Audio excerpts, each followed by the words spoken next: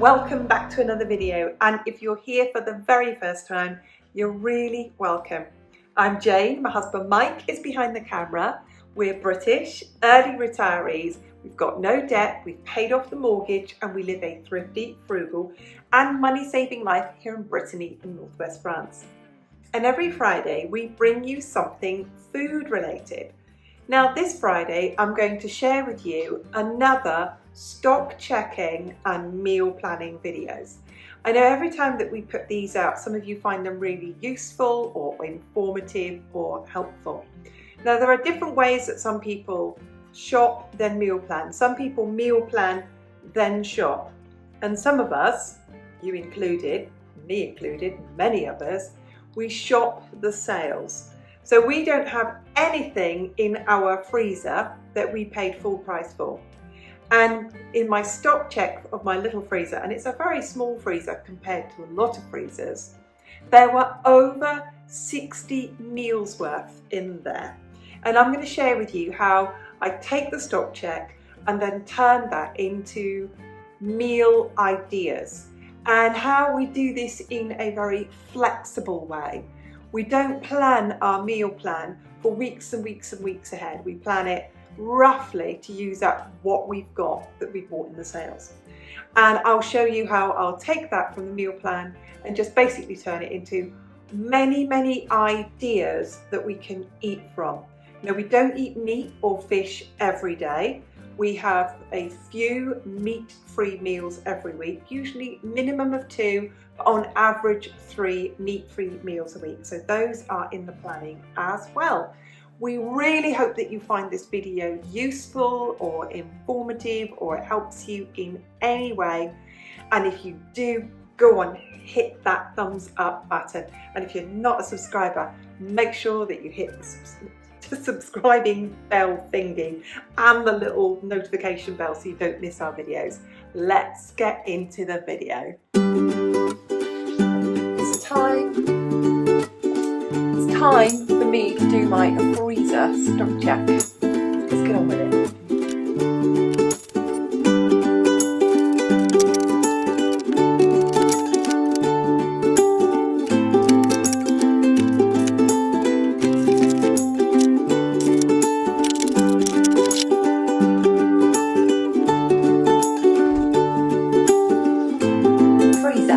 Number 2, the small freezer in the kitchen.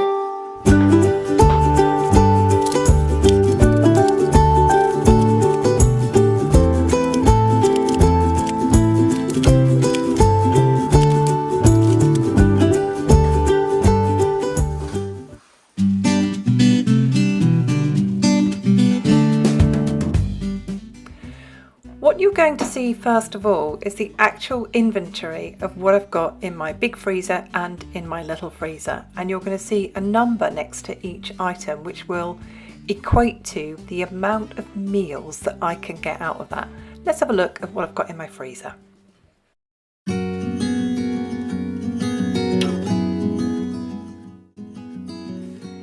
Here's the inventory of all the meat that I've got in my 2 freezers. And let's have a look at where I've got 2 bags of minced beef.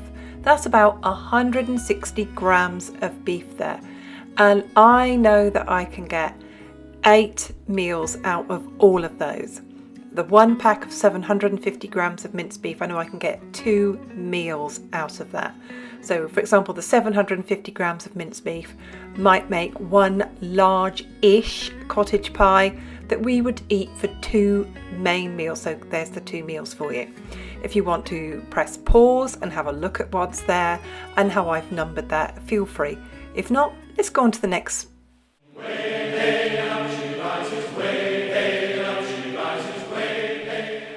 I've got a small amount of fish in the freezer, and it's the same thing again. I've looked at how many items there are in the packet. Like there is 10 cod loin steaks in there, and I know we will have 1 each with a meal. That's going to make 5 meals. I know the 500 gram bag of squid rings or calamari was going to make 2 meals. So that's totaled 8 meals. And if I add the fish and the meat together, I know approximately, best guess really, there are 56 meals in the fish and meat alone. in my freezer.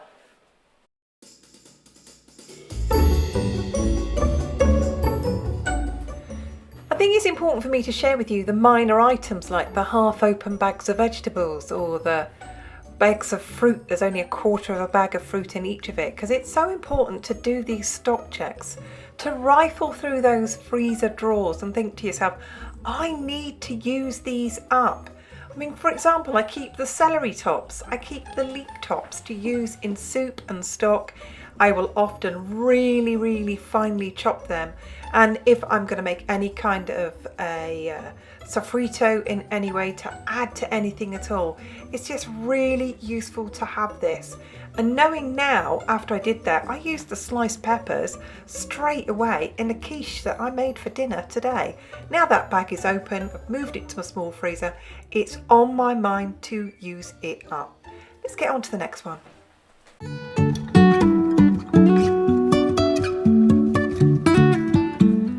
So here's another example of me showing you that I write down on my inventory absolutely everything that we've got when we do a stock check.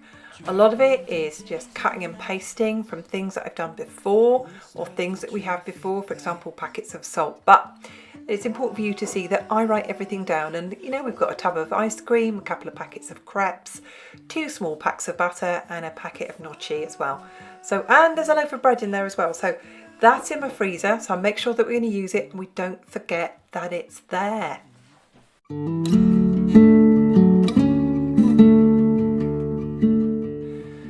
For demonstration purposes, here's to show you that I also go through all of our pantry cupboards, everything that's in there, whether it's tins, whether it's dried goods, whether it's pasta, whether it's flour, whether it's jams or chutneys or pickles or marmalades, or condiments or ketchup or brown sauce or herbs and oil.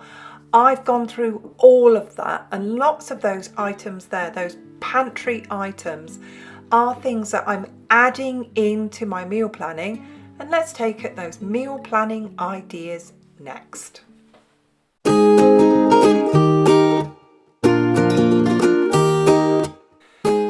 We don't eat meat every day, and I come up with my meatless meal ideas. I get lots of ideas. I follow people on Instagram, I follow people on TikTok. I get really good ideas from places like Pinterest as well, and I'm really looking at those meals that will stretch our budget. And as I said to you, we don't eat meat every day. We eat meat-free meals usually 3 times a week, sometimes 2 times a week. But let's have a look at those meatless meals ideas.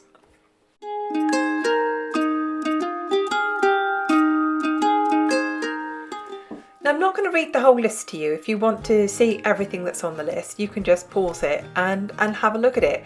But what I want to share with you is when I create my meatless meals ideas, I'm going through things like I've got rice, I've got pasta, I've got chickpeas to make hummus, I've got white beans, I've got lentils, I've got lasagna sheets, I've got tinned mushrooms, I've got tinned potatoes, I've got flour to make pastry.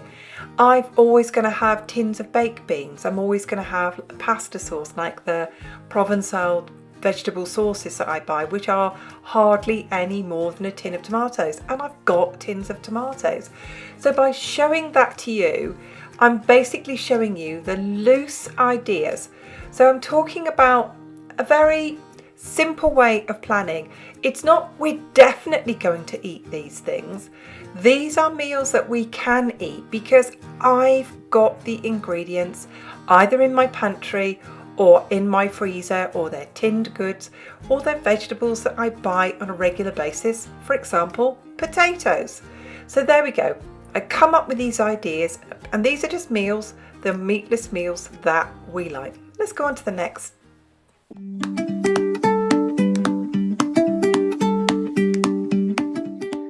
Let's look at some fish meal ideas, and I've included some of the tinned fish that we have. I've always got tinned fish. It's just one of those budget stretchers for us. Tinned salmon, I bought quite a bit of tinned salmon when I went back to the UK because it's really affordable there in comparison to here. So things like having tinned salmon with leeks in a pasta base. So it's basically steamed leeks and the salmon with the cooked pasta in a cheese-based creamy sauce. Things like having sardines or mackerel, that we'll often have those on toast. We often will mash them and we'll add some salt and pepper and vinegar, put it on toast and have that with salad or chips. Very English thing to have sardines on toast. Obviously there's the meals like fish chips and peas. You know, we're British, we utterly love it. And then fish with a sauce of some kind. And you can see here I've got butter sauce, which is very much like a more butter. It's a bechamel sauce with a good amount of more butter added to it. And things like parsley sauce, which is a bechamel sauce with parsley added. And you can see the rest. You just pause it and have a look at it. So I basically, when I've got my fish, I'm coming up with meals, not that we will absolutely eat, but we could eat because I've got the ingredients.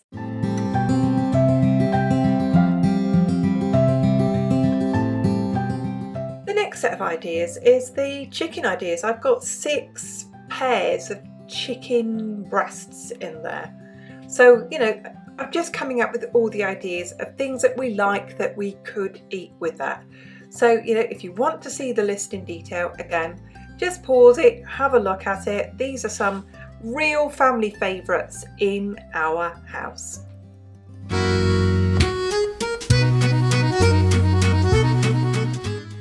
I've got a good amount of minced beef in my freezer because I bought the frozen meat when my supermarket was doing a 34% cashback. So we'll need to use that quite creatively. My mum used to say you can make anything with minced beef, and I think she's right really. So any kind of stew, any kind of hot pot, the usual things like lasagna or bolognese sauce or chili. Anything like, and I saw this one, loaded fries, spicy beef on cheesy chips. I thought that one was quite a good one. And IKEA style meatballs. If you've never tried them, look up the recipe. They are really great. So there's some minced beef ideas.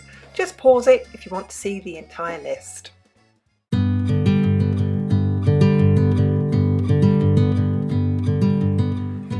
I know lots of us really enjoy a good roast dinner on a Sunday, just some roasted meat, some roasted potatoes, some vegetables, some gravy, maybe some Yorkshire pudding, maybe some stuffing with it. It's a good basic old-fashioned meal.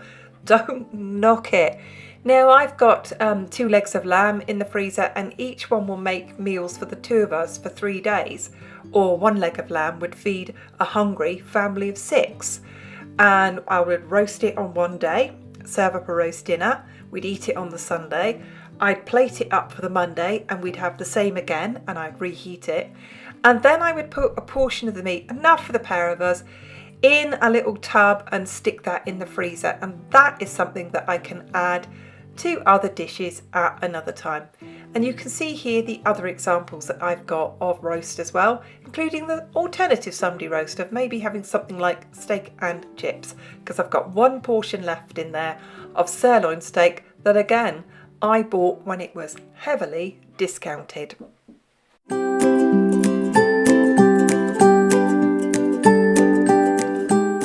Mike and I have got a standard joke about lardons. We always say that the French make wonderful bacon and then they spoil it by chopping it up into tiny little bits. And those tiny little bits of that gorgeous smoked bacon are lardons. And I always manage to get these when they are 20% cashback, or, you know, I haven't paid full price for lardons in really quite a while. And they're really versatile, and you can see from the list here the things that I use them for. But one of my favourite is fried cabbage. You get white cabbage, you finely slice it, you get onions, finely slice them, and you get potatoes and you finely chop them into small cubes and lardons, and you just put it all in a pan and you just keep frying that with the lardon fat until it's all cooked through. It's a great meal on its own. I always think of meals like that as, like, you know, old-fashioned poor man's meals. Don't knock them. They're hearty, they're tasty, and they're healthy too. So lots of ideas there of what you can do with lardons or chopped up little bits of bacon.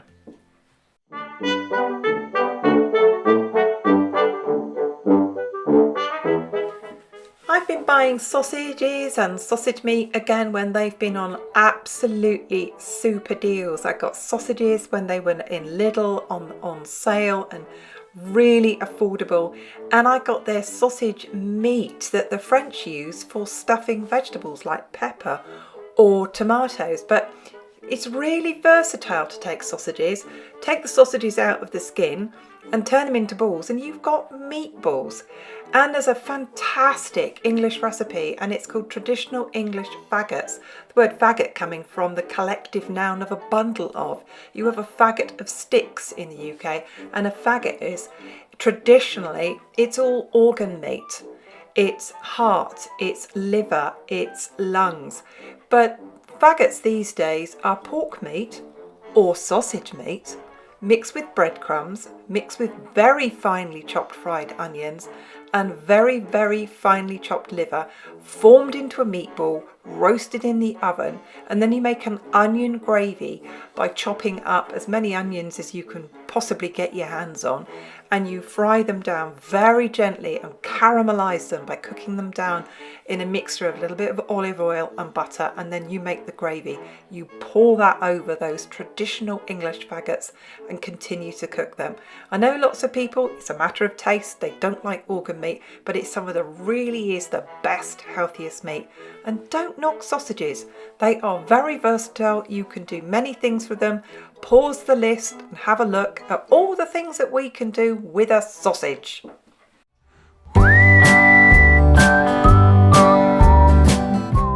So what to do with a glut of burgers that I bought that were 34% cashback? I wasn't going to leave them in the shop for that. Then they're all right, aren't they? A burger, they're very versatile. You can take a burger, you can cut it in half, you can squish it into a balls, you've got meatballs. You can put the meatballs in a baguette with tomato sauce and cheese on top, and you've got a meatball sub. Very versatile. We quite like to have naked burgers. You get lettuce in the bottom of the bowl, you put your onions in there, you put your relish in, you put your burger with cheese on top and just eat it like that. Absolutely fantastic. So there you go, we've got a glut of burgers and some really good ideas there of how we're going to use up those burgers.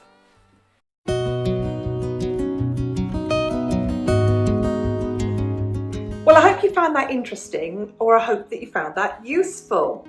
Well, you might have some ideas for me. What would you do with all that minced beef? What would you do with the sausages or the sausage meat or the chicken or the cod or the hake or the calamari or the pork? What would you do with it? Let me know, because I'm always open to new ideas. I'd be really interested to hear what you would do with that, and you never know, it might soon be on our meal plan.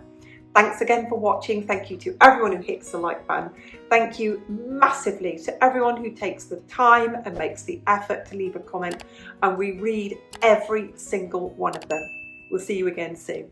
Bye for now.